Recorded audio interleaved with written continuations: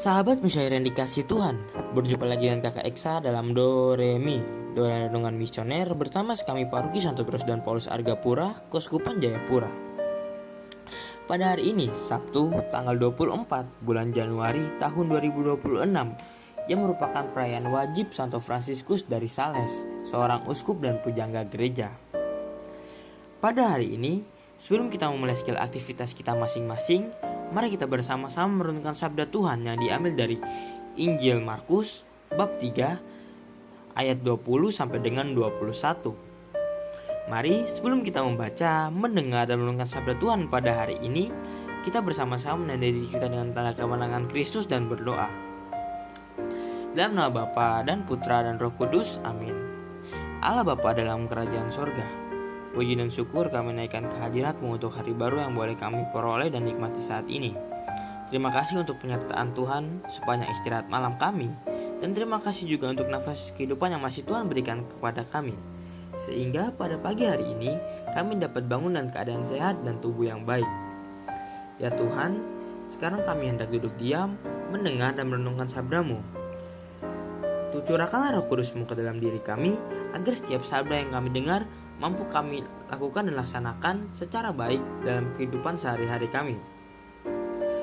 Dan tambahkanlah iman percaya kami kepada diri-Mu, agar dalam kehidupan ini kami tidak mudah terpengaruh oleh hal-hal yang menjauhkan kami dari kasih-Mu. Ya Bapa, terpujilah nama-Mu, Bapa, Putra dan Roh Kudus, kini dan sepanjang segala masa. Amin. Tuhan beserta kita, sekarang dan selama-lamanya. Inilah Injil suci menurut Markus. Dimuliakanlah Tuhan. Sekali peristiwa, Yesus bersama murid-muridnya masuk ke sebuah rumah. Maka datanglah orang banyak berkerumun pula, sehingga makan pun mereka tidak dapat. Waktu kaum keluarganya mendengar hal itu, mereka datang hendak mengambil dia, sebab kata mereka, ia tidak waras lagi. Demikianlah sabda Tuhan. Terpujilah Kristus. Sahabat misioner yang dikasihi Tuhan, Santo Fransiskus dari Sales lahir pada tahun 1567 di Savoy, wilayah Perancis, Swiss. Ia berasal dari keluarga bangsawan, sehingga sejak kecil dipersilakan untuk menjadi seorang terpandang dan sukses secara duniawi. Ayahnya berharap Fransiskus menjadi pengacara atau pejabat tinggi. Ia pun menempuh pendidikan yang sangat baik, mempelajari hukum, filsafat, dan teologi. Namun di balik kecerdasannya, Fransiskus pernah mengalami pergumulan iman yang sangat berat. Saat muda, ia dilanda ketakutan besar akan keselamatan jiwanya sendiri. Ia merasa cemas, putus asa, dan bahkan takut bahwa Allah tidak mengasihinya. Pada pergumulan itu, Fransiskus belajar berserah total kepada Allah. Dari pengalaman ini, lahirlah spiritualitasnya yang khas. Allah adalah kasih, dan manusia dipanggil untuk menyintainya dengan hati yang lembut dan penuh kepercayaan. Akhirnya, Fransiskus memilih jalan imamat, meskipun sempat ditentang oleh keluarganya.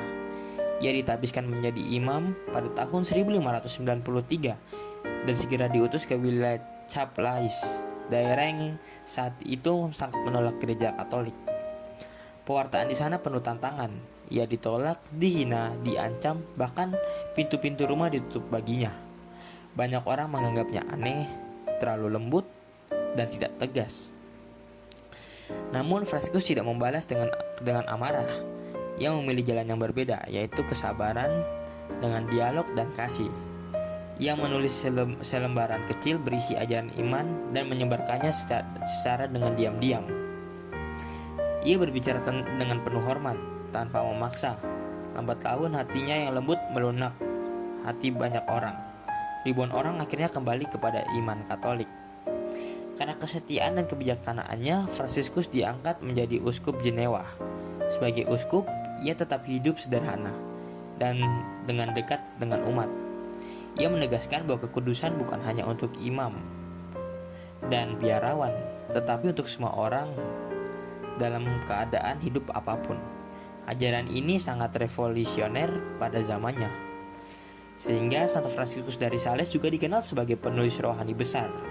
Karyanya yang terkenal yaitu Introduction to the devout life atau pengantar hidup saleh. Mengajarkan bahwa hidup kudus dapat dijalani dalam keseharian, seperti dalam keluarga, pekerjaan, maupun relasi satu dengan yang lain. Karena gaya tulisannya yang lembut dan penuh kebijaksanaan, ia kemudian diangkat menjadi pelindung para penulis dan jurnalis Katolik. Namun, akhirnya ia wafat pada tahun 1622, dikenang sebagai gembala yang penuh kasih, sabar, dan setia. Moto hidupnya yang terkenal adalah lebih banyak lalat ditangkap dengan setetes madu daripada dengan seember cuka. Sahabat misioner yang dikasihi Tuhan, dalam bacaan Injil hari ini, Yesus kembali dikerumuni oleh banyak orang, sampai ia dan murid-muridnya tidak sempat makan. Melihat hal itu, keluarganya datang untuk mengambil dia, sebab mereka berkata ia tidak waras. Kalimat ini terdengar menyakitkan. Yesus disalahpahami, bahkan oleh orang-orang terdekatnya sendiri. Ia melakukan kehendak Bapa dengan sepenuh hati, tapi justru dianggap berlebihan dan melampaui batas kewajaran manusia. Ya, pengalaman Yesus ini mengingatkan kita bahwa kesetiaan pada panggilan Allah tidak selalu dimengerti oleh orang lain. Ya, ketika seseorang sungguh-sungguh hidup bagi Tuhan, ia bisa dicap aneh, fanatik, atau bahkan tidak realistis. Namun Yesus tetap melangkah maju pada saat itu. Ia tidak menghentikan karyanya hanya karena penilaian manusia. Kasih kepada Bapa dan kepada sesama menjadi pusat hidupnya. Sikap ini juga nyata dalam hidup Santo Fransiskus dari Sales. Ia dikenal sebagai pribadi yang lembut, sabar, dan penuh kasih. Tetapi jalan pelayanannya tidak mudah. Ketika mewartakan iman Katolik di daerah yang menolak gereja, ia sering ditolak, diejek, atau bahkan diancam. Banyak orang yang menganggap caranya terlalu halus ataupun tidak efektif. Namun ya, Santo Fransiskus tetap setia, yakin bahwa kasih dan kelembutan lebih kuat daripada paksaan. Kesetiaannya justru melahirkan banyak pertobatan dan pembaruan iman. Baik Yesus maupun Santo Fransiskus dari Sales mengajarkan bahwa kesetiaan kepada kehendak Allah membutuhkan keberanian untuk disalahpahami. Mereka tidak mencari pembenaran dari manusia, tetapi setia pada kebenaran yang mereka hidupi. Dalam dunia yang mudah menghakimi, ketenangan hati dan keteguhan iman menjadi sebuah kesaksian yang sangat kuat untuk dipertahankan.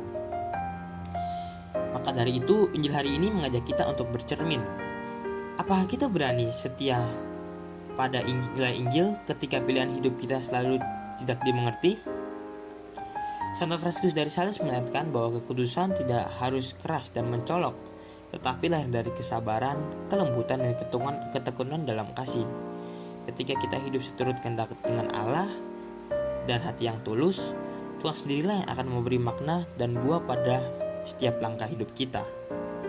Maka dari itu, pernahkah aku merasa disalahpahami ketika berusaha melakukan hal yang baik dan benar? Dan apakah aku tetap setia pada nilai Injil atau mudah mundur karena penilaian orang lain? Jawabannya ada pada diri kita masing-masing. Mari kita selalu senantiasa menghadirkan Allah dalam setiap langkah hidup kita, dengan segala keberadaan kita, serta kita dapat memberikan kasih dan kebahagiaan kepada semua orang. Amin. Sahabat misioner yang dikasihi Tuhan, mari kita bersama-sama menutup segala pertemuan kita pada hari ini dengan bersama-sama berdoa doa anak misioner Indonesia. Doa anak misioner Indonesia, dalam nama Bapa dan Putra dan Roh Kudus. Amin. Tuhan Yesus, Engkau diutus Bapa menjadi berkat bagi dunia dan menjadi juru selamat bagi manusia.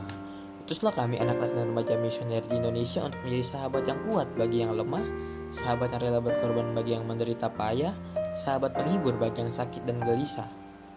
Tuhan Yesus, kami pun ingin menjadi utusan-utusan kecil-Mu, teman setia bagi yang tersingkir dan terlantarkan, teman bicara bagi yang kesepian dan terlupakan, sobat yang gembira bagi yang sedih dan susah, sobat penuh penghargaan bagi yang tak dicintai. Tuhan Yesus, utuslah kami ini dengan bantuan Roh Kudus menjadi garam dan ragi yang baik, menjadi terang dan obor yang cemerlang, membawa kegembiraan dan pengharapan. Tuhan Yesus, kuduskanlah badanku dan kuduskanlah jiwaku, kupersembahkan diriku padamu hari ini. Berkatilah semua anak dimanapun, berkatilah semua orang yang kami jumpai, siapapun mereka. Amin. Sahabat misioner yang dikasihi Tuhan, sampai di sini dulu doanya pada pagi hari ini. Semoga kita semua mampu menjadi pelaku sabda Tuhan yang baik, dan kita semoga senantiasa dibimbing, dilindungi, dan diberkati oleh Bapa yang Maha Kuasa, dalam nama Bapa, Putra, dan Roh Kudus. Amin. Selamat beraktivitas pada hari ini. Sampai berjumpa kembali pada Do Re Mi selanjutnya. Tuhan memberkati kita.